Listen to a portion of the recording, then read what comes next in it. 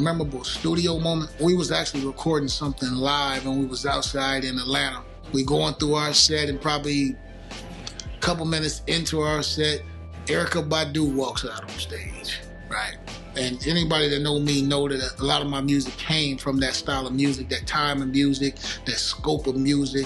She was really one of the main reasons why I decided to do what I was doing musically. She walked out on stage and Erykah sang a song that was real popular, and I got an opportunity to sing a song that was popular with me. Then she went another one. It was almost like we was going back and forth. That was a great time for me. It felt like I had arrived at that moment. Somebody you respected showed that same respect back. The significance of the Erykah Badu album for me, it was at a time, like I've always, sang in church and choirs and what have you. And I was actually incarcerated at the time.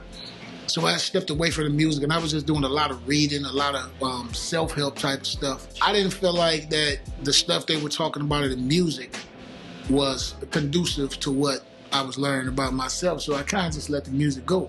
So when Erykah Badu came out and she was actually putting this knowledge almost on the lines of the same stuff that I was reading at the time, she put it into the music and I was like, wow, this is exactly what it is that I can do. So I kind of, I do owe her a great deal of gratitude, for me doing what I'm doing. I recorded my first album at the Sony Studios, which is now unfortunately tore down. I wouldn't say a memorable studio moment, it was just moments. Because when I did my first album, of course the budget was very, very limited. I actually used to come to the studio when it was light outside, and I wouldn't leave the studio until it was light again outside. By the time I make my way home, sleep 4 hours and come back. I did that for the better part of a month. And then just on that last day, when I came outside and it was light outside, just for some reason at that moment, I said, wow, I've completed this. If nothing else happened, I've completed this.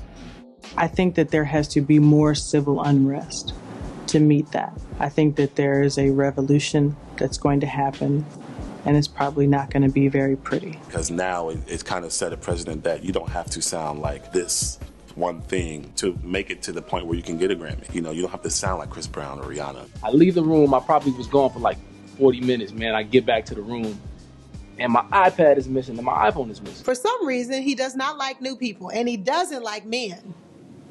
So when I came in with my husband, I think that was like a red flag because I was still trying to get to know him kind of, sort of.